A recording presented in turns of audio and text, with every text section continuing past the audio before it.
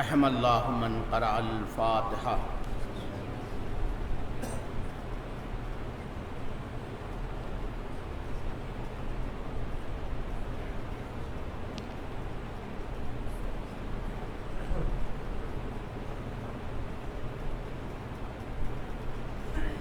لا حول ولا قوة الا باللہ العلی العظیم۔ حسبنا اللہ ونعم الوکیل، نعم المولا ونعم النصیر۔ اعوذ باللہ رب العالمین والعاقبۃ للمتقین والجنۃ للموحدین والنار للملحدین، والصلاۃ والسلام علی اشرف الانبیاء والمرسلین، سیدنا و مولانا ابی القاسم محمد وعلی آلہ الطیبین الطاہرین المعصومین المظلومین۔ الم تر کیف ضرب اللہ مثلا کلمۃ طیبہ کشجرۃ طیبہ اصلها ثابت وفرعها فی السماء۔ صلی اللہ علیہ محمد۔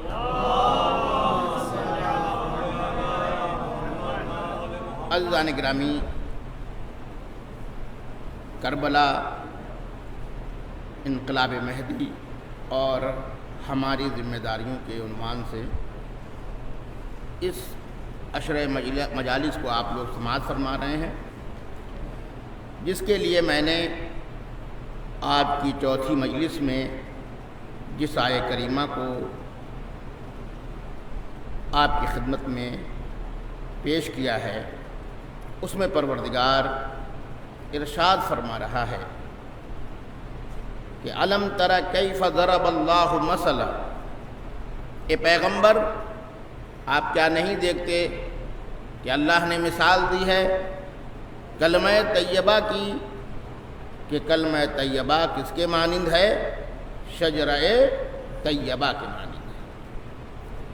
اصلها ثابت، جس کی اصل، جس کی بنیاد، جس کی جڑ ثابت ہے، وفرعها فی السماء، اور اس کی شاخیں کیا ہیں؟ بلند ہیں۔ کربلا جو کلمہ طیبہ اور شجرہ طیبہ کا ایک کامل مصداق ہے، میں نے ابتدائی مجلس میں یہ بات بیان کی تھی کہ کلمہ طیبہ کسے کہتے ہیں۔ اس کے سلسلے میں امام جعفر صادق علیہ السلام نے ارشاد فرمایا تھا، ہوا قول لا الہ الا اللہ۔ وہ کیا ہے؟ لا الہ الا اللہ کا قول کیا ہے؟ کلمہ طیبہ ہے۔ محمد رسول اللہ، یہ بھی کیا ہے؟ کلمہ طیبہ ہے۔ علی ولی اللہ، یہ بھی کیا ہے؟ کلمہ طیبہ ہے۔ تو اس کا مطلب یہ ہوا کہ کلمہ طیبہ بغیر علی ولی اللہ کے کامل نہیں ہو سکتا ہے۔ اب آج اسی سلسلہ کلام کو آگے بڑھاتے ہوئے اور بہت سی تمہید کو حذف کرتے ہوئے اصل مطلب کی طرف آنا چاہتا ہوں کہ کل میں نے ولایت کے مراتب میں سے ایک مرتبے کو بیان کیا تھا، جس کا نام تھا قرب نوافل۔ عرفان میں جہاں پر مراتب ولایت کو بیان کیا گیا ہے، اس میں ایک مرتبہ کیا ہے؟ قرب نوافل ہے۔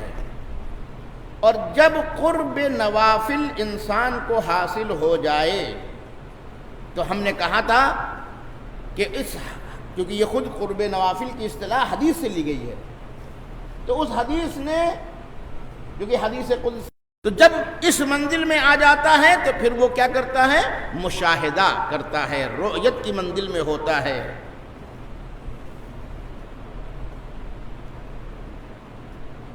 شیخ ابو علی سینا ایک بہت بڑا نام ہے. میڈیکل سائنس جو آج آپ کے پاس ہے اس کے بیک گراؤنڈ میں کون ہے؟ ابو علی سینا کی کتاب ہے جو بہت پہلے یورپ میں سلیبس کا حصہ تھی، یعنی اس کو پڑھایا جاتا تھا. ابو علی سینا نے اشارہ کہ انسان خدا شناسی، میں نے جیسا کہ ابھی امام کی حدیث سے یہ بات کہی تھی نا کہ کلمہ طیبہ کیا ہے؟ ہوا قول لا الہ الا اللہ. بنیاد تو یہاں ہے، اللہ ہی سے رسول اللہ ہے، اللہ ہی سے ولی اللہ ہے. توجہ چاہ رہا ہوں. تو کہا کہ خدا شناسی کے مرحلے میں انسان ایک ایسی منزل پر پہنچتا ہے جب اس کی آنکھیں کھل جاتی ہیں، اس کے کان کھل جاتے ہیں. یعنی کیا مطلب؟ یہ اصطلاح ہے کان کھل جانا، آنکھوں کا کھل جانا. کیا مطلب؟ یعنی جو چیزیں وہ نہیں سن پاتا تھا وہ سن لیتا ہے، جو چیزیں وہ نہیں دیکھ پاتا تھا وہ دیکھ لیتا ہے. اور اسی چیز کو قرآن مجید نے کبھی سلب توفیق کے عنوان سے بھی بیان کیا، کہا ختم اللہ علی قلوبہم وعلی سمعہم وعلی ابصارہم. کبھی ہوتا ہے کہ انسان کان رکھتا ہے لیکن سنتا نہیں، آنکھیں رکھتا ہے لیکن مشاہدہ نہیں کرتا. یعنی اس کو بھی بیان کیا اشارے نے، اس کو بھی معصوم نے بیان کیا، کہا یہ خط میں مہر لگ گئی ہے اس کے دل پر، مہر لگ گئی ہے اس کی زبان پر، مہر لگ گئی ہے اس کے کان پر، مہر لگ گئی ہے اس کی آنکھوں پر. بہت سے لوگ ہیں دیکھتے ہیں پھر بھی متوجہ نہیں ہوتے ہیں، سنتے ہیں پھر بھی سن نہیں پاتے ہیں. کہا کہ کچھ لوگ آنکھیں رکھتے ہیں لیکن دیکھ نہیں پاتے ہیں. لیکن مقامات عارفین میں کہا گیا کہ انسان خدا شناسی کے مرحلے میں جب کام کرتا ہے تو اس درجے تک پہنچ جاتا ہے کہ اس درجے میں آ کر کے وہ جو چیزیں نہیں دیکھ سکتا تھا وہ دیکھ لیتا ہے، جو نہیں سن سکتا تھا وہ سن لیتا ہے. اب بڑی بہترین تعبیر کی، کل میں نے ایک بات کی طرف اشارہ کیا تھا کہ معصوم بھی دیکھ لیتا ہے حقائق کو، اور غیر معصوم بھی کیا کر لیتا ہے؟ حقائق کو دیکھ لیتا ہے، درک کر لیتا ہے. تو فرق دونوں میں کیا ہے؟ کل میں نے ایک تمثیل پیش کی تھی، آج ایک اور مثال آپ کی خدمت میں دینا چاہتا ہوں، اور یہ ابو علی سینا سے لیا ہوا ہے. ابو علی سینا کہتے ہیں مقامات عارفین میں کہ جب انسان خدا شناسی کے مرحلے میں آتا ہے اور دیکھتا ہے تو انہوں نے تعبیر کی ہے، یعنی قطع اور وصل کی منزل میں ہوتا ہے، قطع اور وصل کی منزل میں ہوتا ہے. اب ظاہر سی بات ہے کہ یہ ایک اصطلاح ہے، بچوں کو سمجھانے کے لیے آج کے مثالوں کا سہارا لیا جا سکتا ہے. دیکھیں ایک مرتبہ یہ ٹیوب لائٹ جل رہی ہے، یہ بجھ نہیں رہی ہے، لیکن یہ بتا ایک جھالر ایسی بھی آتی ہے کہ وہ کیا ہوتی رہتی ہے؟ جلتی ہے بجھ جاتی ہے، جلتی ہے بجھ جاتی ہے. یعنی بجھ جانے کو کہتے ہیں قطع، یعنی منقطع ہو گیا سلسلہ. پھر اس کے بعد کیا ہوتا ہے؟ وہ پھر لائٹ سے جڑ جاتی ہے، پھر اس میں روشنی پیدا ہو جاتی ہے. توجہ چہرہ ہوتا ہے گرامی. یہ بہت ہی آسان مثال میں نے آپ کی خدمت میں عرض کی ہے. کہا جیسا یہ جھالر ہے، کبھی کیا ہوتی ہے؟ اس کا سلسلہ قطع ہوتا ہے، ٹوٹ جاتا ہے، اندھیرا چھا جاتا ہے، پھر وہ وصل ہو جاتی ہے، روشنی آ جاتی ہے. توجہ چہرہ ہوں. ہم اور آپ اگر بہت زیادہ کام کریں تو ہم مشاہدے کی اس کیفیت پر آئیں گے کہ کبھی ہمارا تار جو ہے وہ جڑ جائے گا اور ہم دیکھنے لگیں گے، لیکن کبھی یہ تار منقطع ہو جائے گا، ہم دیکھنا بند کر دیں گے. لیکن معصوم ایسا نہیں ہے. معصوم وہ ہے کہ جس کا ارتباط یوں منبع فیض سے برقرار رہتا ہے کہ وہاں ٹوٹنے کا کوئی تصور ہی نہیں ہے. وہ سلسلہ کیا رہتا ہے؟ قائم رہتا ہے. تو یہ ہم میں اور معصوم میں بہرحال کیا ہے؟ فرق ہے. اور اس نقطے کی طرف متوجہ ہیں. دیکھیے بہت سے لوگ اس کو ہم ایک دوسری تعبیر میں بیان کر سکتے ہیں کہ علم لدنی، اسی کو تو علم لدنی کہا جاتا ہے، باخبر ہو جانا، یہ تو علم لدنی ہے۔ ابن خلدون بہت بڑا متعصب انسان ہے، ابن خلدون جو ہے وہ بہت ہی متعصب ہے، کیونکہ بہرحال اس کا سلسلہ امویوں سے ملتا ہے تو ظاہر سی بات ہے کہ تعصب تو آئے گا ہی، لیکن ایسا متعصب انسان، عام طور سے لوگ اس کے بارے میں جانتے کہ یہ مورخ تھا، لیکن یہ مورخ بھی تھا، لیکن اس کے ساتھ ساتھ اس نے کچھ عرفان میں بھی کام کیا ہے۔ میں یہ نہیں کہتا کہ وہ عارف تھا، لیکن اس نے، بہت سے لوگ ہوتے ہیں ہر علم میں کیا کرتے ہیں، کچھ ہاتھ پیر مارتے ہیں۔ ابن خلدون نے قرب نوافل کو پیش کیا ہے۔ دیکھیں جو اصطلاح میں نے آپ کی خدمت میں عرض کیا تھا، قرب نوافل، کیونکہ عرفان کوئی پڑھے اور وہ قرب نوافل کے مرتبے کو نہ پڑھے تو اس کا مطلب اس نے عرفان نہیں پڑھا ہے، کیونکہ عرفان مراتب کو بیان کرتا ہے، اس مرتبے میں سے ایک مرتبہ کیا ہے، قرب نوافل ہے۔ وہ قرب نوافل کی ذیل میں، یعنی خود ابن خلدون قرب نوافل کے ذیل میں گفتگو کرتے ہوئے وہ آتا ہے اور پھر اس کو مثال کی صورت میں بیان کرنے کے لیے اس کو پھر کوئی اور نہیں ملتا، ائمہ ہی ملتے ہیں۔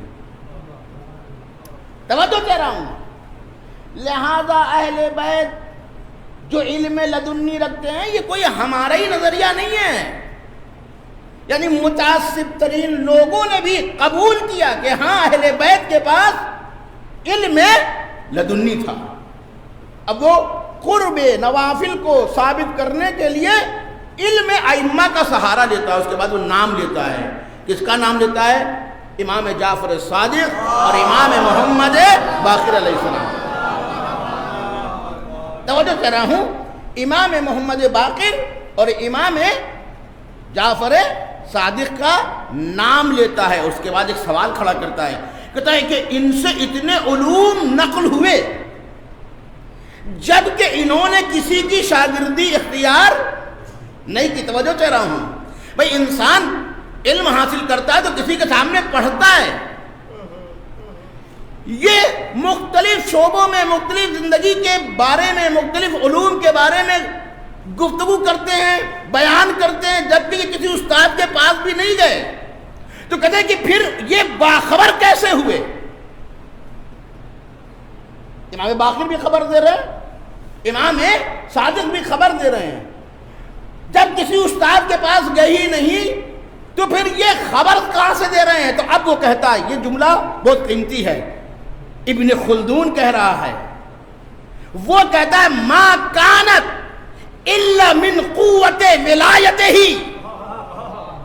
یہ امام جعفر صادق اور یہ امام باقر جو اتنے علوم کو نشر کر رہے ہیں، یہ کہیں اور کا علم نہیں ہے، یہ وہ علم ہے جو ان کی ولایت کی طاقت سے پھوٹتا ہے۔ توجہ چاہ رہا ہوں، یہ ابن خلدون کہہ رہا ہے، میں نہیں کہہ رہا ہوں۔ فضائل تو وہ ہیں کہ جسے دشمن بھی مانے، اور اہل بیت کی ولایت کو سمجھیے، یہ کوئی معمولی چیز نہیں ہے۔ وہ کیا کہہ رہا ہے کہ یہ علوم امام جعفر صادق سے پہلے امام باقر سے پہلے، یہ کسی اور وجہ سے نہیں ہے، یہ کاہے کی وجہ سے ہے؟ کہا کہ من قوت ولایتہ، یہ ان کی ولایت کی طاقت کا سرچشمہ ہے کہ جس سے یہ علوم پھوٹ رہے ہیں۔ میں نے شجرہ طیبہ کے حوالے سے یہ بات کہی تھی نا کہ ائمہ کا علوم ہی تو اس شجرے کے پھل ہیں پیغمبر کی زبان سے، اسی چیز کو پیش کر رہا ہے ابن خلدون، کہہ رہا کہ یہ جو علوم ہیں یہ ان کی ولایت کی طاقت کا مظہر ہیں، یہ وہاں سے پیدا ہوتے ہیں۔ ولایت اہل بیت کو سمجھنے کی ضرورت ہے۔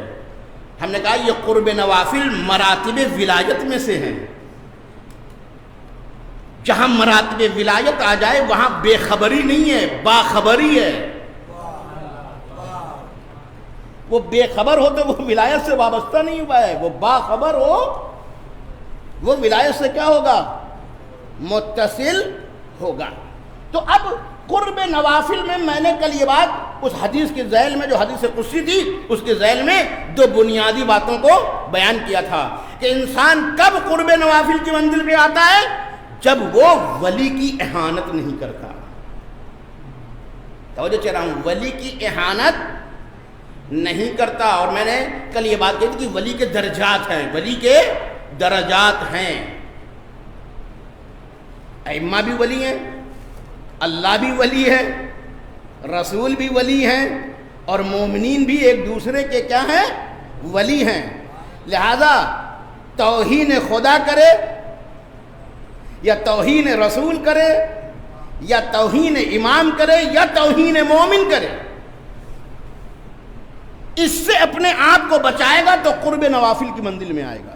مومن کو بھی اذیت نہ کرے، مومن کی بھی توہین نہ کرے۔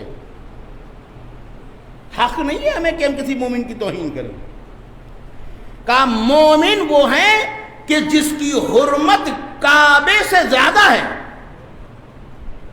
اب ہم یہ بات کہہ دیتے تو ہم غصہ ہو جائیں گے۔ یہ تعبیر عین تعبیر معصوم کی ہے۔ میں نہیں کہہ رہا، اگر میں کہہ رہا تو لوگ دوڑا لیتے مجھ کو کہ کعبہ کہاں اور تم مومن کو کہ معصوم کہہ رہے ہیں کہ ایک مومن کی حرمت کعبے سے کیا ہے؟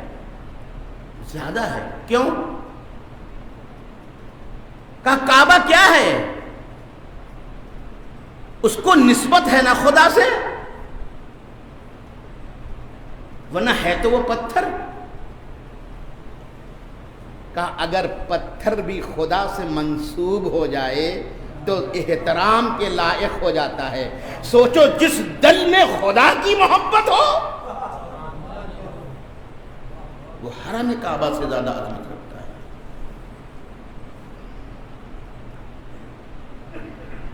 ایک آدمی کعبے کو دیکھ کر کے احترام کرے گا، اس کی توہین نہیں کرے گا، لیکن مومن کو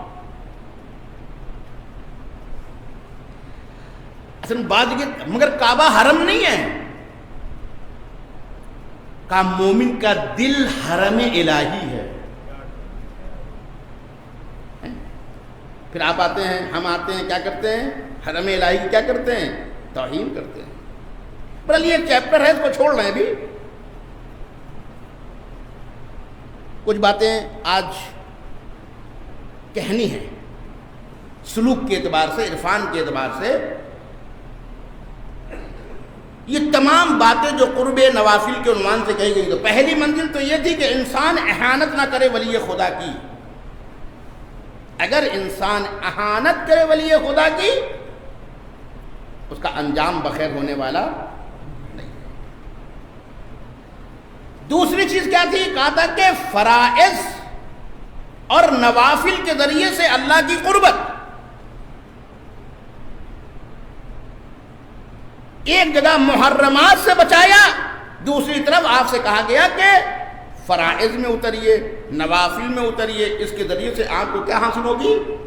قربت حاصل ہوگی۔ اس لیے ہم نے کہا ہم نماز پڑھتے کہتے قربتاً الی اللہ۔ کوئی مستحب نافلہ کام بھی کرتے تو کیا کہتے ہیں؟ کہتے قربتاً الی اللہ، یعنی یہ باعث کیا ہے؟ قربت ہے۔ خوب ان دونوں کے ذریعے انسان کہاں پہنچتا ہے؟ کہا کہ وہ اس منزل پر پہنچتا ہے کہ اللہ اس سے محبت کرنے لگتا ہے۔ اور جب اللہ محبت کرنے لگتا ہے تو محبت میں کیا ہوتا ہے؟ کہ جسم دو ہوتے ہیں، آنکھیں دو ہوتی ہیں، لیکن وہ دو نہیں ہوتی ہیں، وہ ایک ہو جاتی ہیں، ایک ہی چیز دیکھ رہے ہیں۔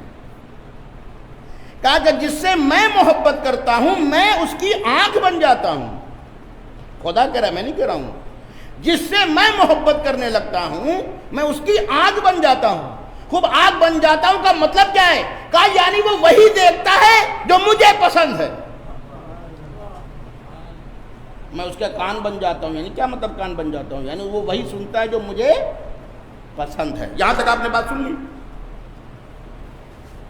مولا علی نے نہج البلاغہ میں عرفان اور سلوک کے لیے، یعنی ابن ابی الحدید معتزلی کہتا ہے اس جملے کے بارے میں، مولا علی کے اس جملے کے بارے میں کہ کہتا ہے کہ بزرگ ترین بلند ترین سلوک کو اگر کوئی دیکھنا چاہتا ہے تو مولا کا یہ جملہ ہے.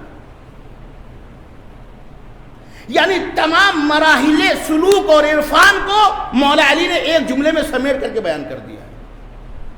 وہ کیا ہے؟ اصل اس خطبے کا نام ہی یہ ہے کہ جو لوگ سالک اللہ ہیں، سالک اللہ یعنی اللہ کی راہ میں گئے ہیں، مراحل کو طے کیا ہے. ہم اور آپ انا للہ کہتے رہتے ہیں، ہمارا انا للہ بھی ایسا ہے کہ جو انا للہ ہی کر دیتا ہے ہم کو، ہے نا. انا للہ کا مطلب کیا ہوا؟ یعنی ہم خدا کی طرف سے ہیں اور خدائی کی طرف کیا ہیں؟ جا رہے ہیں. ہم کب گئے؟ ہم تو تب کے لیے کہتے ہیں کہ جب ہم کو لے جایا جاتا ہے. مر گئے صاحب، چار لوگ کیا ہیں کندھے پہ لادے میں کہہ رہے کہ یہ اللہ کی طرف جا رہے ہیں. ارے یہ جا نہیں رہے ہیں، یہ لے جائے جا رہے ہیں. یہ لے جائے جا رہے ہیں. جا رہے ہیں کہاں؟ جانا تو ان کو تب تھا جب یہ زندہ تھے. ایک صلوات بھیجیے محمد والے محمد. اب دیکھیں بھائی یہ آسان تعبیر ہیں، اس سے زیادہ تو میں آسان نہیں کر سکتا ہوں مراحل کو. یہ بیچارے لے جائے جا رہے ہیں. جانا تو ان کو زندگی میں تھا، اللہ کی طرف سفر ان کو کرنا تھا. سلوک اللہ، مولا علی نے نہج البلاغہ میں سلوک اللہ کے لیے سب سے پہلا جملہ اس خطبے میں یہ فرمایا، کہا قد احیا عقلہ وامات نفسہ. کہا جو اللہ کی طرف سلوک یعنی جو جاتا ہے، اللہ کی طرف رجوع کرتا ہے، وہ پہلے کام کیا کرتا ہے؟ کہتا ہے اپنی عقل کو زندہ کر دیتا ہے. وَأَمَاتَ نَفْسَهُ اور اپنی خواہشات کو مار دیتا ہے. تمام عرفان اسی دو جملے میں چھپا ہوا ہے. تمام عرفان اسی مولا علی کے تمام اسی جملے میں چھپا ہوا ہے. خواہشات کو کیا کر دیتا ہے؟ مار دیتا ہے. جب خواہشات کو مار دیتا ہے عقل کا چراغ روشن ہو جاتا ہے. سمجھ میں آیا؟ دیکھیں اللہ نے ہم کو دو قوتیں دی ہیں نا، ایک عقل اور ایک خواہشات. سارا کھیل بنتا اور بگڑتا انہی دونوں کا معاملہ کہ اگر عقل خواہشات پہ غالب ہو جائے تو تعمیر، اور اگر خواہشات عقل پہ غالب ہو جائے تو تخریب.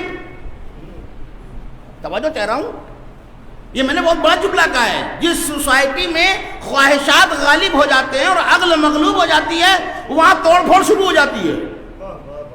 کچھ بچتا نہیں ہے، نہ تہذیب، نہ کلچر، نہ ادب، نہ احترام، یہ کچھ نہیں. یہ سوسائٹی میں جو ہمارے یہاں تہذیب ختم ہو گئی، احترام ختم ہو گیا، حفظ مراتب کا کوئی لحاظ نہیں رہا، یہ کہا اس لیے ہے کہ تمہاری خواہشات غالب ہو گئی، عقل کا چراغ گل ہو گیا.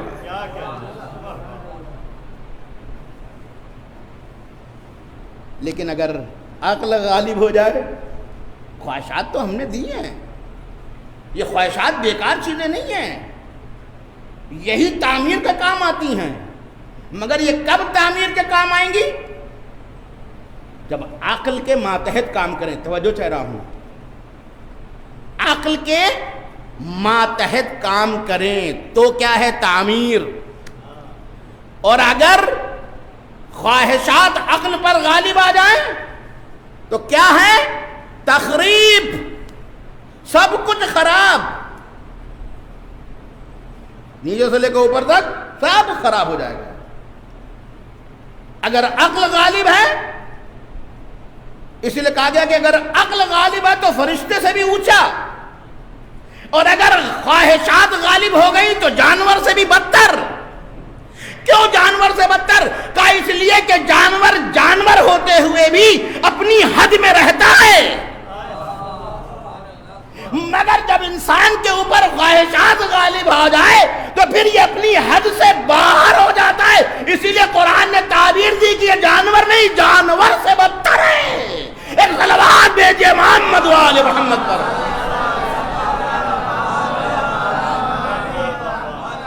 تمام سیر و سلوک کو مولا علی نے اس جملے میں بیان کر دیا. اب میں اس کی وضاحت کروں تب آپ کو سمجھ میں آئے گا یہ کیا ہے. قرآن نے ایک واقعہ بیان کیا ہے بنی اسرائیل کا، برابر آپ لوگ سنتے رہتے ہیں بنی اسرائیل کا واقعہ. خود ایک قبیلے کے آدمی نے اپنے ہی قبیلے کے آدمی کو مارا اور اس کو دوسرے قبیلے میں جا کر کے پھینک کے آ گیا. ہاں بڑے چالاک لوگ ہوتے ہیں، یہ بھی یاد رکھیے. ہر جگہ طرفداری کے لیے فوراً تیار نہ ہو جائیے. اس نے کیا کام کیا؟ اپنے ہی قبیلے کے آدمی کو مارا، اس کو دوسرے قبیلے کے پاس جا کے پھینک آیا. کہا جب قبیلے والے اٹھیں گے سمجھیں کہ انہوں نے مارا. تمام فوکس ادھر، قاتل بچ جائے گا. تو اپنی دشمنی اس نے نکالی. جب دوسرے دن دوسرے قبیلے کے پاس لاش ملی تو اب یہ قبیلہ میں نے بھی دن کی مجلس میں ایک بات بیان کی تھی نا کہ عرب میں قانون ہی یہی تھا. وہ کہتے تھے کہ وانصر اخاک ظالما اور مظلوما. اپنے بھائی یعنی یہاں سے مراد بھائی سے مراد قبیلے والا بھائی، اس کی مدد کرو چاہے وہ ظالم ہو اور چاہے وہ کیا ہو، مظلوم ہو، اسی کی حمایت کرنا ہے. تو وہ قانون لاگو تھا، قبیلے سسٹم تھا. صبح اٹھے دیکھا ارے میرے قبیلے کا آدمی دوسرے قبیلے کے پاس اس کی لاش کا، اچھا ان لوگوں نے مارا. خوب لڑائی شروع ہو گئی. ایک بات بتا دوں، اس وقت جناب موسیٰ تھے یا نہیں تھے؟ تھے نا. بنی اسرائیل کا تعلق کس سے ہے؟ جناب موسیٰ سے ہے. ولی کے ہوتے ہوئے لڑ رہے ہیں، جھگڑ رہے ہیں. بھائی موسیٰ ولی تھے یا نہیں تھے؟ یہی ہماری بدبختی ہے. بزرگ کے ہوتے ہوئے بھی ہم اس کو بزرگ تسلیم کرنے کے لیے تیار نہیں ہوتے. یہ بدبختی ہے. موسیٰ موجود ہیں، دونوں قبیلے والے بڑھ گئے کہ ہم طاقت میں کم نہ ہم طاقت میں کم ہے نا.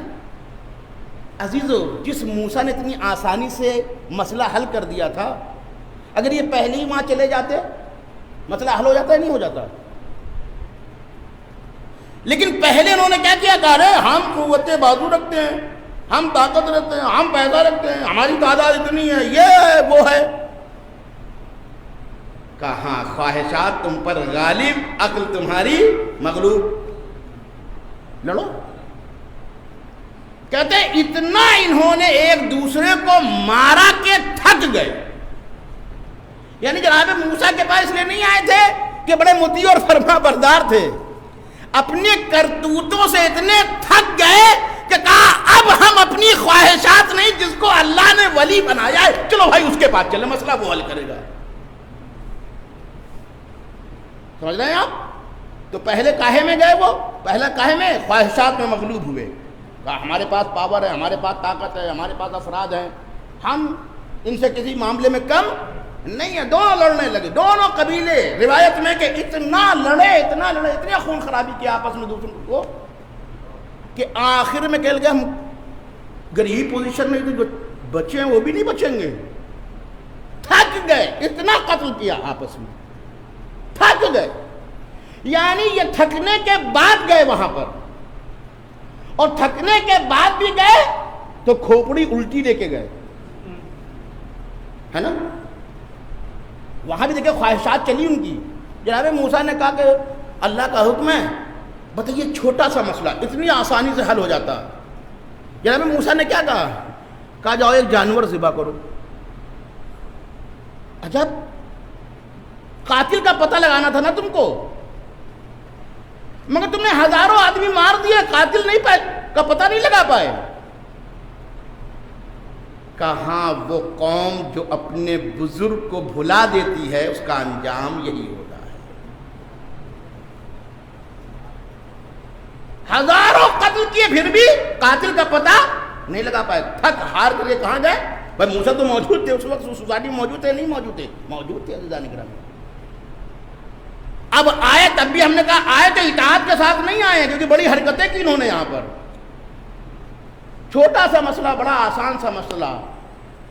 اللہ بتانا چاہتا ہے اپنے سسٹم کو کہ بہت سے مسائل بڑی آسانی سے حل ہو سکتے تھے، لیکن تمہاری کٹ حجتی نے، تمہاری خواہشات پرستی نے اس کو کیا کیا؟ بگاڑ دیا، بنا دیا.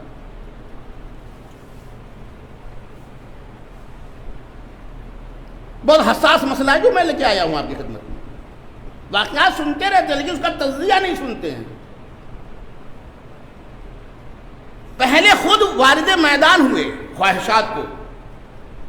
ہم ایسا کریں گے، قاتل کا پتہ لگا لیں گے، خون خرابہ کیا، اتنی قتل و غارت گری کری، تھک گئے. پھر موسیٰ کے پاس آئے. جب موسیٰ کے پاس آئے چٹکیوں میں مسئلہ حل ہو رہا تھا. انہوں نے کہا جاؤ ایک جانور کو ذبح کرو اور اس کا ایک ٹکڑا اس مردے سے جا کے مس کرو، وہ اٹھے گا اور اپنے قاتل کا نام بتائے گا. قرآن کہتا ہے یہ جانور اگر زندہ بھی ہوتا تو نہ بتاتا. توجہ کہہ رہا ہوں. ان جانوروں کو سمجھانے کے لیے اللہ نے جانور کا سہارا لیا. توجہ کہہ رہا ہوں، ان جانوروں کو سمجھانے کے لیے اللہ نے جانور کا سہارا لیا. کہا یاد رکھو اگر ہمارے ولی سے وابستہ ہو جاؤ تو ایک مرے ہوئے جانور کا ٹکڑا بھی آیت اور معجزہ بن کر کے قاتل کا پتہ بتا دے.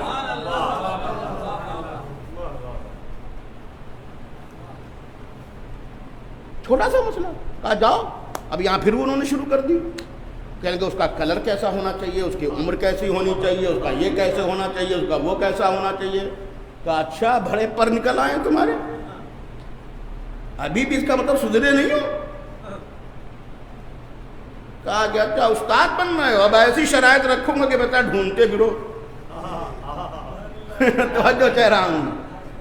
بعض لوگوں کی کٹ حجتی ان کو کیا کر دیتی ہے؟ مصیبت میں گرفتار کر دے. بھائی جناب موسیٰ نے کیا کہا تھا؟ کہا جاؤ جانور ذبح کرو، اس کا ایک ٹکڑا مردے سے مس کرنا، وہ اپنے قاتل کا پتہ بتا دے گا. یہ آیت الہی ہے. اب وہ پوچھنے لگے کہ کلر کیسا ہونا چاہیے، اس کی عمر کیسی ہونی چاہیے، وہ کیسا ہونا چاہیے اور ایسا ہونا چاہیے. خلاصہ کلام یہ کہ اللہ ہر مرتبہ شرائط ایسی شرائط بڑھتی رہی ان کے سوالات کے ساتھ ساتھ کہ آخر میں جب تلاش کیا تو ویسا مل ہی نہیں رہا. اب جو ملا بھی تو اس کے دماغ خراب ہو گئے. کہنے لگا اچھا بڑا ریئل کیس آ گیا ہے ہمارے پاس. تو اب بتاؤں گا بیٹا. تو چیز تو تھی 200 روپے کی. اس نے کہا کہ بنی اسرائیل میں میرے علاوہ کسی کے پاس ہے ہی نہیں، مال بڑا قیمتی ہے. اس نے بھی کہا بھائی اب تو اس کی دام تو میں اچھی طریقے سے وصولوں گا. کتنا دو گے؟ کہا اتنا. گئی تو بہت زیادہ ہے، ہم تم سے نہیں لیں گے. کہا تو جاؤ. پھر ابھی کٹ حجتی میں وابستہ ہے، پھر ابھی خواہشات ہے، ابھی بھی عقل ہوش ٹھکانے ہیں نہیں آئے. پھر جا کے ڈھونڈ کر کے آئے. کہنے لگا اچھا پھر نہیں ملا تو اب آئے. کہا تو اب اس کا مطلب کہیں ہے ہی نہیں. اس نے کہا پہلے تو اتنا کہا تھا، اب اور بڑھا دیا. اس نے اور بڑھا دیا. کہا اب ایک طرف یہ رکھا جائے گا جانور اور دوسری طرف آپ جو ہیں ہیرے جواہرات رکھیے، تب تو وہاں کام بنے گا اور اس کے علاوہ نہیں بنے گا. ایک قیمت بڑھ گئی کٹ حجتی. کہا دیکھا عقل کے مارو، ایک معمولی چیز کو تم نے اپنی بیوقوفی سے کہاں تک پہنچا دیا. یہ ہے عقل کے مارے ہوئے کی داستان بیان کر رہا ہوں. مولانی نے پورے عرفان کو اسی 2 جملے میں سمیٹ دیا ہے. اب یہاں پر اب دیکھیں اللہ نوازتا ہے. کہتے نا کہ کچھ پکچر ایک جہت سے دیکھے گا تو خراب نظر آئے گی، لیکن دوسری جہت سے دیکھے گا تو اچھی نظر آئے گی. یہ تو اس کا خراب پہلو تھا، لیکن اس میں ایک اچھا پہلو بھی تھا. چھٹے امام فرماتے ہیں یہ جانور جو اس کا مالک تھا وہ ایک لڑکا تھا مالک تھا ہیں، اس کو اتنی دولت ملی اس ایک جانور سے کہ وہ بنی اسرائیل کا سب سے مالدار انسان بن گیا. تو بھائی یہ ایسے کیسے مالدار بن گیا؟ کہا یہی تو کھیل تم سمجھتے نہیں، ہر جگہ اپنی عقل کو اڑنگا ڈالتے ہو، ہماری مخالفت پہ آ جاتے ہو. کہا کہ یہ بچہ اپنے باپ کا بڑا مطیع اور فرما بردار تھا. توجہ کر رہا ہوں. مولا امام جعفر صادق صاحب نے اس کے امیر ہونے کی علت بتائی ہے. کہا جہاں اتنے پاگل موجود تھے وہاں یہ عقل مند کیسے پہ بیٹھا رہا ہیں؟ کہنے لگے کہ یہ اپنے باپ کا اتنا مطیع تھا کہ اس کے باپ نے خوش ہو کر کے یہ جانور اس کو تحفے میں دیا تھا.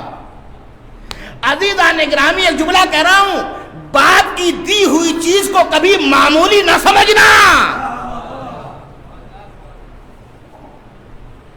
باپ کی دی ہوئی چیز کو کبھی معمولی نہ سمجھنا. کہا کہ اس کو وہ تحفہ جو باپ نے دیا تھا اس کی اطاعت کے طفیل میں اس نے اس کو کیا بنا دیا؟ بنی اسرائیل کا مالدار انسان. تو ایک طرف تو دیکھیں ادھر کٹھوجتی والا معاملہ ہے، تو ادھر بھی کیا ہے؟ پکچر کا ایک رخ اچھا ہے اور دوسرا رخ خراب ہے. اسی لیے میں اس لیے بھی اس بات کو بیان کر رہا ہوں کہ ہم ہر چیز کو فوکس نہ کر دیں کہ بس بری ہے، برائی ہے تو وہ برائی ہے. کہا کبھی کبھی ہم بری چیزوں میں بھی اچھے پہلو رکھتے ہیں، اس کو سمجھنے کی ضرورت ہے. اب اگر آپ نے میری بات یہاں تک سن لی تو اس نے کہا کہ بھائی اب تو اتنی قیمت دیں گے. آخر میں مانے اس کی بات کو، قیمت ادا کی گئی، سب نے چندہ کیا. پھر اب اتنا بڑا مالدار کون بیٹھا ہے؟ سب نے ملا کر کے دولت اکٹھی کی، لائے، جانور کو لے گئے، اس کو ذبح کیا، اس کا ایک ٹکڑا اس قاتل سے مس کیا. وہ اٹھا، اس نے بتایا کہ فلاں پتہ کرے قاتل دوسرے قبیلے کا نہیں تھا، خود اسی کے قبیلے کا تھا. توجہ چہرہ ہوتا ہے.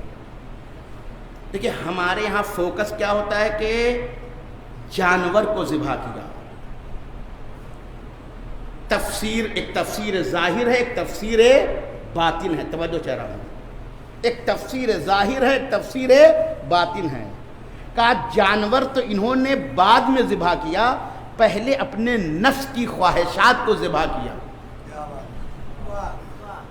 ارے موسیٰ کے پاس آسانی سے پہنچ گئے، اگر ان کو جانے گے تو پہلے نہ چلے جاتے، پہلے تو یہ اپنی میں رہے نا. توجہ چاہ رہا ہوں، توجہ چاہ رہا ہوں. کہا کہ قدرت نے، وہ تو ظاہری چیز ہے کہ جو جانور، لیکن یہ جانور کو تو بعد میں ذبح کر رہے ہیں، پہلے انہوں نے کیا کیا؟ اپنے نفس کو ذبح کیا. کیسے ذبح کیا؟ جس موسیٰ کے پاس نہیں جانا چاہتے تھے، 4 جوتے کھانے کے بعد ہی صحیح گئے، مگر جب گئے تو نفس کو مارا یا نہیں مارا؟ مولا علی کے جملے کو بیان کر رہا ہوں، اس کی تشریح کر رہا ہوں. یہ مفسرین نے بیان کیا، ایک تفسیر باطن، ایک تفسیر ظاہر. تم ظاہر کو دیکھ رہے ہو، یہ بیچارے یہ پہلے بھی موسیٰ کے پاس جا سکتے تھے، پہلے تو اپنی میں تھے. ہم کیسے جائیں؟ ہم کیسے ان سے کہیں؟ وہ تو کہتے ہم خود حل کریں گے، ہمارے پاس طاقت ہے، ہمارا قبیلہ ہے، ہماری ذات ہے، ہمارے پاس لوگ ہیں، ہمارے پاس پیسہ ہے، ہمارے پاس فلاں ہے، ہمارے پاس فلاں ہے، ہم خود حل کر لیں گے تمام مسائل کو. کہا ہاں پہلے تم اپنے نفس کو کیا کرو؟ مارو. وہ تو ظاہر قضیہ ہے، باطن قضیہ یہ تھا کہ موسیٰ تک وہ پہنچے اپنے نفس کو مار کر کے. اب ایک جملہ کہہ رہا ہوں، جب انسان اپنے نفس کو مار دیتا ہے تو اللہ چھوٹی سی چھوٹی چیز کو بھی آیت بنا دیتا ہے اس کے لیے. اب اسے زیادہ وضاحت میں نہیں کر سکتا ہوں. میں نے کہا وہ جانور کے ذریعے سے قاتل کا پتہ لگانا ہے تو بہت چھوٹی چیز ہے.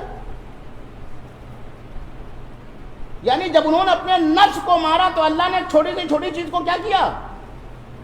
ان کے لیے کیا کر دیا؟ آیت بنا دیا. بات کو ختم کر رہا ہوں. عزیزو، ہم کربلا کو یاد کرنے کے لیے بیٹھے ہیں نا. ہم اس امام کی نصرت کے جذبے کے ساتھ یہاں بیٹھے ہیں نا. موسیٰ کی قوم نے اپنے نفس کی پیروی کی, موسیٰ کی بات نہیں مانی, تھک ہار کر کے اپنے نفس کو مارا. معمولی سی معمولی چیز ان کے لیے آیت بن گئی, مسئلہ منٹوں میں کیا ہو گیا, حل ہو گیا. عزیزو, ہم بھی تو مشکل میں ہیں یا نہیں ہیں؟ ہم ہیں کسی کو بزرگ ماننے کے لیے تیار ہیں؟ ہم تو خود ہی حل کر لیں گے. گھر میں باپ موجود ہے, بیٹے کیا کرے گا, ہر آدمی اپنا قوت بازو دیکھ رہا ہے. توجہ چاہ رہا ہوں عزیزان گرامی, بعض مسئلے تمہارے اس بوڑھے باپ کی وجہ سے معمولی طور پہ حل ہو جاتے, مگر تم نے کیا کیا, اس کو تسلیم نہیں کیا. نتیجہ کیا ہوا, بھائی ہیں لڑے پڑے ہیں, مٹے پڑے ہیں. یہ گھر کی مثال دے دی, ایسے ہی سوسائٹی کی مثال دے رہا ہوں. توجہ چاہ رہا ہوں, سوسائٹی کی مثال دے رہا ہوں. یہ بہت سخت مرحلہ ہے, خواہشات نفسانی کو مارنا اور عقل کے پیروکار بن جانا. توجہ چاہ رہا ہوں, یہ بہت گہرا رابطہ ہے, بڑا مشکل مرحلہ ہے. لیکن اگر اس مشکل مرحلے کو ہم طے کر لیں. اچھا, ایک اور بات کو جو سمجھتے کہ میں دونوں رخ کہتا ہوں نا, ہمارے یہاں اگر کسی کو کوئی پوسٹ مل جائے تو وہ یہ سوچتا ہے کہ بس میں ہوں اور کوئی دوسرا نہیں. یہ بھی ہے, دونوں طرف کی بات کرتا ہوں. کربلا سے سیکھیں جناب. توجہ چاہ رہا ہوں, میں ایک بہت گہری بات کہنا چاہ رہا ہوں. یہ ہم غلط سوچتے ہیں کہ اگر ہم نے اتھارٹی تقسیم کی تو ہماری حیثیت ختم ہو جائے گی. کہا نہیں, جناب عباس کی حیثیت کم نہیں ہوئی میمنہ بن جانے سے, میسرہ بن جانے سے. توجہ چاہ رہا ہوں, ارے ایک انسان کب تک زندہ رہے گا, اس کو بھی تو جانا ہے, تو کوئی ہو تو جو اس کی جگہ لے سکے. بازیدو, ہمارے یہاں کیا ہے, اگر سسٹم نہیں ہوگا اور خواہشات کی ہوگی تو ہر آدمی کمانڈر ہے نا. یہ تو ہوتا نا, ہر آدمی کمانڈر ہے. کربلا میں ہر آدمی کمانڈر تھا. توجہ چاہ رہا ہوں, ہم اس پر آئیں, ہم اس پر آئیں. یعنی اگر خواہشات کو ہٹا دیں تو ہر آدمی مقام اور حیثیت تک بھی پہنچے گا, نظم بھی نہیں ٹوٹے گا, اور مسائل بھی آسانی سے کیا ہو جائیں گے, حل ہو جائیں گے. توجہ چاہ رہا ہوں, یہ بہت بڑی بات کر رہا ہوں. حسن نصر اللہ اتنی بڑی شخصیت ہے نا, معمولی کام کیا اس نے, لیکن جب ان سے پوچھا گیا آپ کی کامیابی کا راز کیا ہے, ہم جیسے ہوتے تو کیا کہتے ہیں, پھول کے, ہاں میری لیڈرشپ میں ایسا ہوا ہے. وہ کیا کہتے ہیں, چھوٹے نہیں ہوئے حسن نصر اللہ اور بڑے ہو گئے. کہا یہ ولایت فقی کی پیروی کی وجہ سے کامیابی ملی. توجہ چاہ رہا ہوں, یہ ہم کو سکھایا جا رہا ہے. مگر وہ آنے والا ہے, وہ آنے والا تو کیا, وہ لوگ جو بے نظم ہیں وہ اس کا ساتھ دیں گے. وہ آنے والا جو آ رہا ہے بے نظم لوگ اس کا ساتھ دیں گے, یا جو نظم کے ساتھ ہوں گے. عقل سے کام لیں, ہمارے کام کیوں نہیں ہو پا رہے ہیں, سسٹم نہیں ہے, ہو رہا کام. یعنی جو کام تم آسانی سے کر سکتے تھے وہ ہم اپنی بیوقوفی کی وجہ سے کیا کر رہے ہیں, یہ یاد رکھیے.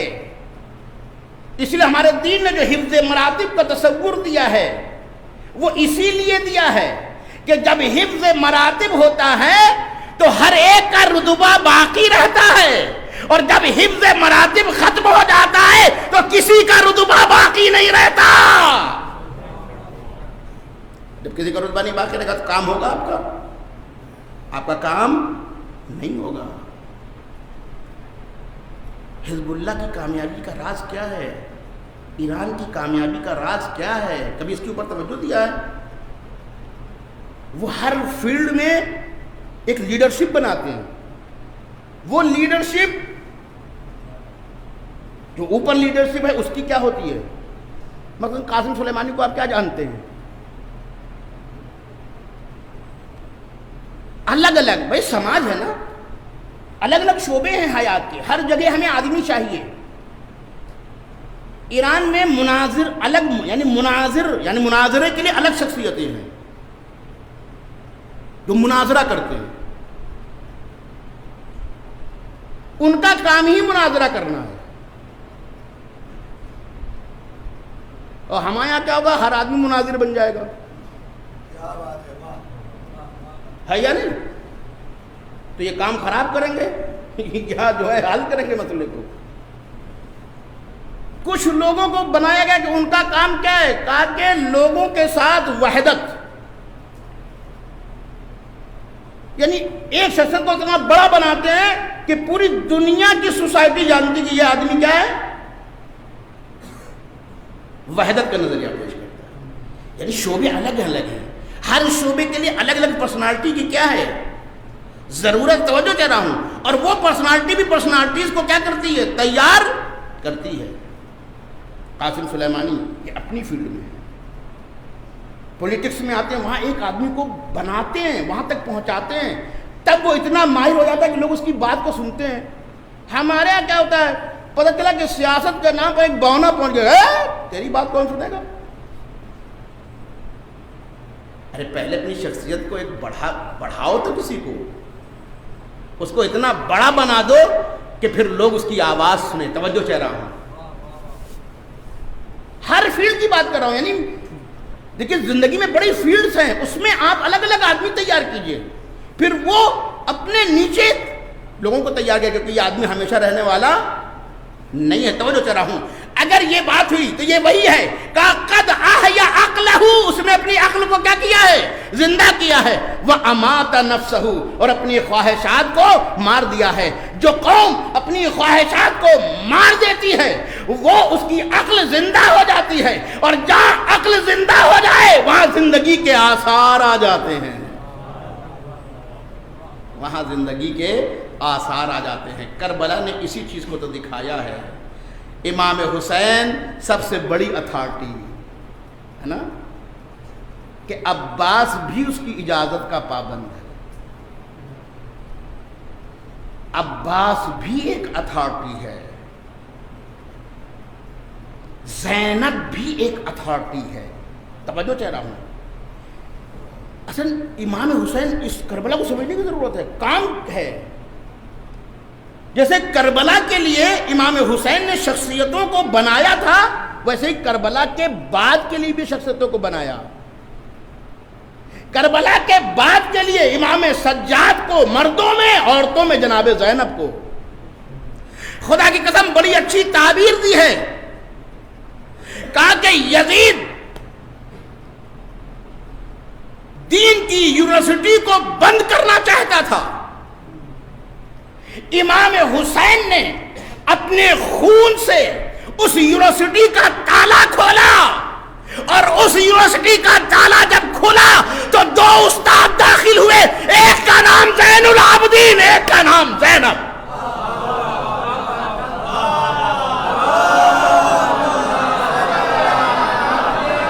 بات ختم کر رہا ہوں. نظم ہے، ڈسپلن ہے. کربلا یوں ہی تھوڑی کامیاب ہو گئی ہے. یزید دین کی یونیورسٹی کو بند کر رہا تھا، تالا لگا دیا اس نے. امام حسین نے خون کے ذریعے، اپنے اصحاب کے خون کے ذریعے اس تالے کو کیا کیا؟ توڑ دیا. خوب یونیورسٹی کا تالا توڑ دیا. اس کے بعد کوئی پلاننگ نہیں. کہا نہیں، پہلے سے دو استاد تیار کر رکھے تھے حسین نے. ایک استاد کا نام ہے زینب، ایک استاد کا نام ہے سجاد.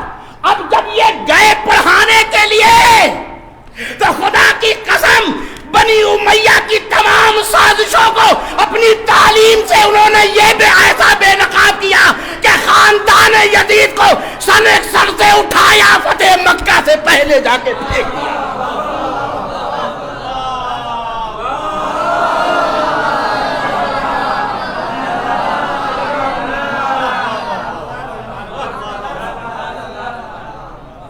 بس بات کو میں نے ختم کر دیا۔ یاد رکھیے، قد احیا عقل فامات نفس، سب کا فائدہ ہے، دنیا میں بھی فائدہ، آخرت میں بھی۔ کربلا میں بہرحال میں نے آج دن میں جناب حری کے مصائب پڑھے تھے، خود نے ہی کام کیا، امات نفس، اپنے نفس کو مار دیا، خواہشات کو مار دیا۔ کسی عہدہ اچھا نہیں لگتا، اس کے پاس تو عہدہ تھا، کسی پیسے اچھے نہیں لگتے، اس کے پاس تو پیسے تھے، کسی شہرت اچھی نہیں لگتی، اس کے پاس تو شہرت تھی، سب کچھ تو مل رہا تھا، لشکر یزید میں تھا، کیا کمی تھی اس کے پاس؟ دنیا کی جو بھی خواہشات ہیں سب یہی تو کہتی کہ تو ادھر ہی رہے، ادھر ہی رہے، ادھر ہی رہے۔ خدا کی قسم حر تب بنا جب اس نے خواہشات کو مار دیا، شہرت کی خواہش کو، مقام کی خواہش کو، پیسے کی خواہش کو، ہر خواہش کو اس نے مارا۔ جب مارا تو ایسا عقل مند بنا۔ دیکھیے عقل مند وہ نہیں ہے کہ جو اچھے اور برے میں تمیز کر لے، اچھے اور برے کی تمیز ننھا بچہ بھی کر لیتا ہے۔ کہا کہ عقل وہ بھی نہیں کہ جو فائدے اور نقصان کی تمیز کر لے، نہیں، عقل وہ ہے جو یہ تمیز کرے کہ کس کا فائدہ ہمیشہ ہے اور کس کا فائدہ مٹ جانے والا ہے۔ خدا کی قسم جب حر نے اپنی خواہشات کو مارا، عقل زندہ ہوئی۔ اس عقل کی زندگی نے اسے ایک ایسی حیات دی، توجہ چاہ رہا ہوں، اس نے کہا اے حر، تو اگر ادھر رہے گا کچھ کارنامے بھی کر لے گا، 1000 لشکر کا کمانڈر کا 1000 لشکر کا تو کمانڈر ہے، بہت ترقی کرے گا، گورنر بنا دیا جائے گا، 65 سال کی عمر ہے، کتنے دن جیے گا؟ ایک گورنری تو مل سکتی ہے، گورنری بھی ہو سکتا نہ ملے، ہے کہ حر نے خواہشات کو مارا، عقل زندہ ہو گئی۔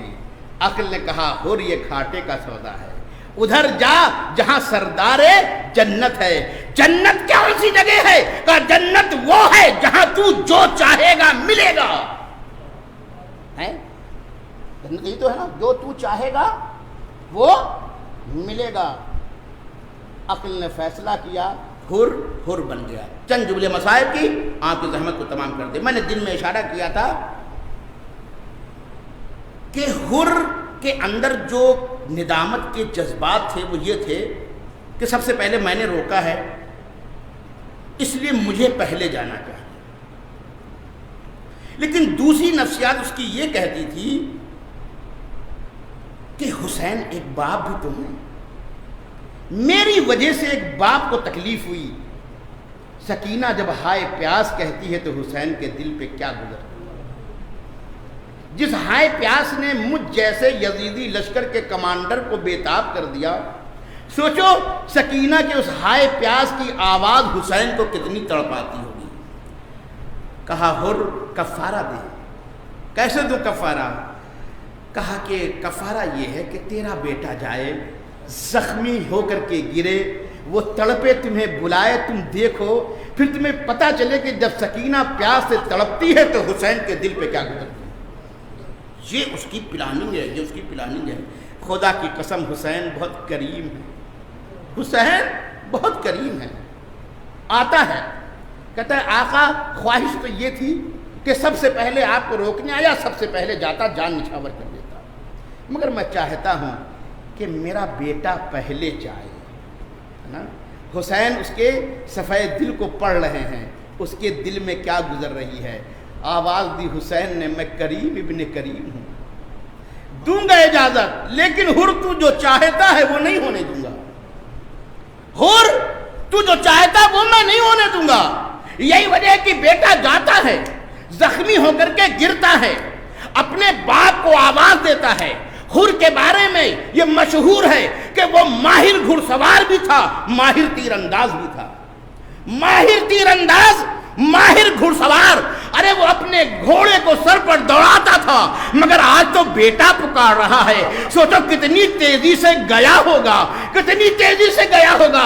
ماہر گھڑ سوار اپنے تڑپتے ہوئے بیٹے کی آواز سن کر کے کتنی تیزی سے اس نے گھوڑا دوڑایا ہوگا، مگر اس کی حیرت کی انتہا نہ رہی جب اس نے دیکھا کہ اس سے پہلے حسین اس کے بیٹے کے پاس پہنچ۔ کنجبل مصائب کی آپ کی زحمت تمام کر دیا، اس سے پہلے آقا حسین اس کے بیٹے کے پاس ہے، اور اس بیٹے کی پاس بھی یہ بیٹے کا سر اپنے زانوں پہ رکھے ہوئے ہیں، اور جیسے ہی حر کو آتے ہوئے دیکھا کہا حر وہیں رک جا، حر وہیں رک جا، یہ جوان ہے تو بوڑھا ہے، یہ صرف حسین کو اللہ نے دل دیا ہے جو اپنے جوان کے بھی غم کو برداشت کر سکتا ہے، تیرے جوان کے بھی غم کو برداشت کر سکتا ہے۔ حسین نے کہا حر تو جو چاہتا تھا وہ نہیں ہو سکتا، تو وہیں رک جا، تو وہیں رک جا۔ اور صرف اللہ نے فرزند زہرا کو یہ جگر دیا ہے کہ وہ اپنے جگر کو بھی تڑپتا ہوا دیکھ سکتا ہے، تیرے جگر کو بھی تڑپتا ہوا دیکھ سکتا ہے۔ حر کو نہیں آنے دیا۔ کاش کوئی اس وقت ہوتا جب حسین اپنے کڑیل جوان کے سرانے پہنچے تھے، کاش کوئی یہ کہتا اے حسین، ارے آپ ضعیف ہے، یہ جوان بیٹا ہے۔ ہائے وہاں تو کوئی یہ بھی کہنے والا موجود۔ سیعلم الذین ظلموا ای منقلب ینقلبون، انا للہ و انا الیہ راجعون، رضا بقضائہ و تسلیما لامرہ۔